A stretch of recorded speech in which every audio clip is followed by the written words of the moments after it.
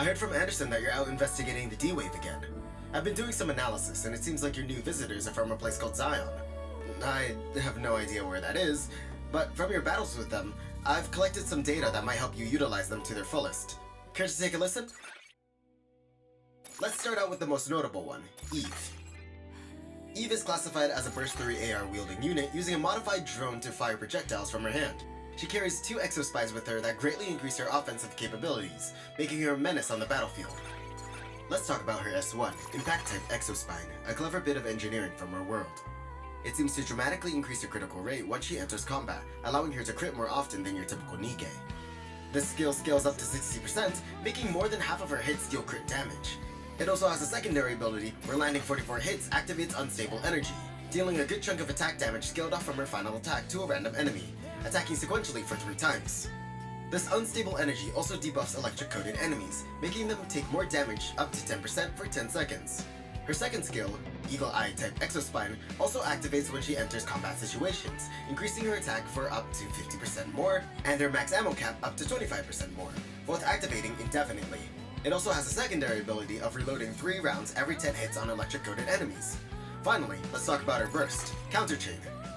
Its less impressive feature allows her to attack a random enemy for up to 457% of her final attack damage, sequentially for 6 times. But in my opinion, that's not her main showstopper. Her burst actually upgrades her exospines to their Mark II variants, increasing their damage multipliers by 100%, making her offensive capabilities even more devastating. Although that is the case, she can only use the Mark II variants for a select amount of time. The amount of time scales with how much you invest in her burst, so it's best to fully upgrade her skill for longevity. Overall, her kit is pretty solid for raid content and Iron Week Rapture fights.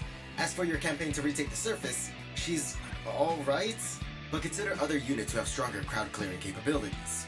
Wow, that is a mouthful. I would recommend a 777 upgrade path, but consider going for a 10-10-10 if you have the extra materials. There's a stronger emphasis on her burst though, so make sure to keep that in mind. Also, you want her skills to be rounded out as they're all important to her DPS output. Overload gear is strongly recommended for this unit, as well as the Commander Doll to really increase her DPS. The main stats you want to be looking for is crit damage, attack percentage, and elemental damage. Crit chance is alright, but since it's already high enough with her skills maxed out, it would feel a little redundant and could be better maxed out with other Nikke skills. Max ammo cap would also be a solid choice, but since she already has some skills that assist with her ammo capacity, it's not a priority.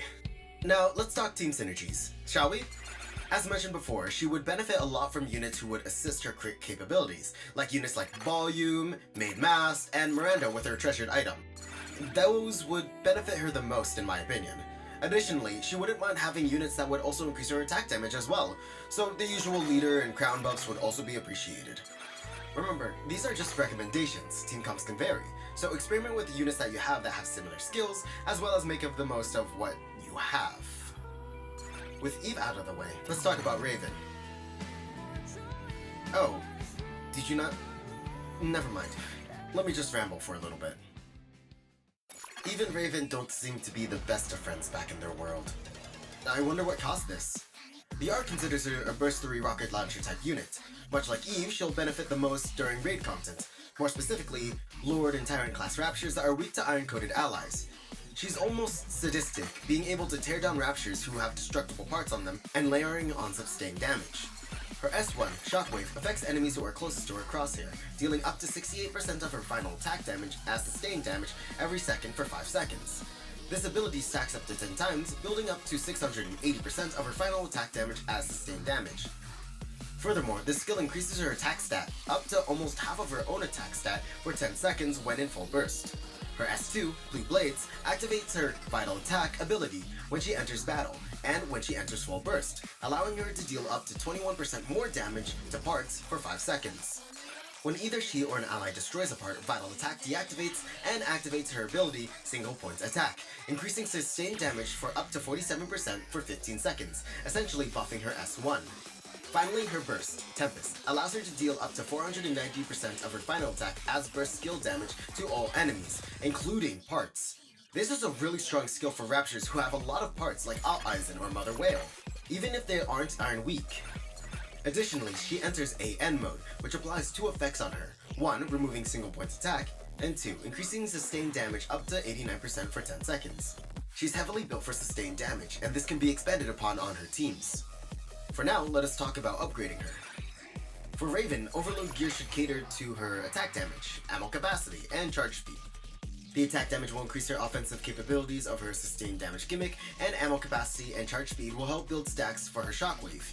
Charge speed can be replaced with elemental damage, but it's up to you whether you want to focus mainly on iron damage dealing or all-around combat prowess. Once again, a commander doll is appreciated for more DPS, though not necessary. Raven's team comps are more simplistic than Eve's, only needing attack buffs to really shine.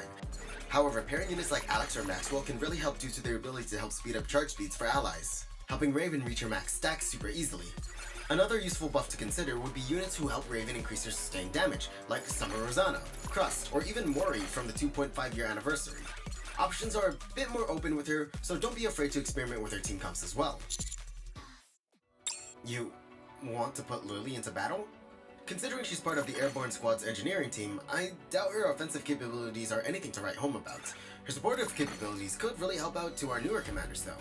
Lily is a Burst 2 SMG wielding unit under the supporter class whose main focus is rebuilding cover and applying random units with attack buffs. Her skills are very simple. Her S1 Precise Adjustment increases the attack of a random ally by up to 20% for 5 seconds every 15 seconds. Note that this effect is derived from Lily's own attack. Her S2, Emergency Repairs, recovers all allies' cover by 10% every 15 seconds. Now, her Burst, the Best Engineer, repairs one ally's destroyed cover by up to 30% and also provides up to 20% attack increase from her own attack for 10 seconds for that ally. If no cover is destroyed, then that attack increases up to 40% for 10 seconds to a random ally. This burst has a cooldown of 40 seconds. Since she's an SR unit, I wouldn't recommend any extensive upgrades than just her skills. Even then, once skill reset comes along and you have better units, best to recover your skill manuals from her. Overall, decent unit, though won't last long in any situations beyond beginning level missions and bosses. Whew, that was a lot of analysis to go through. I could go for a soda.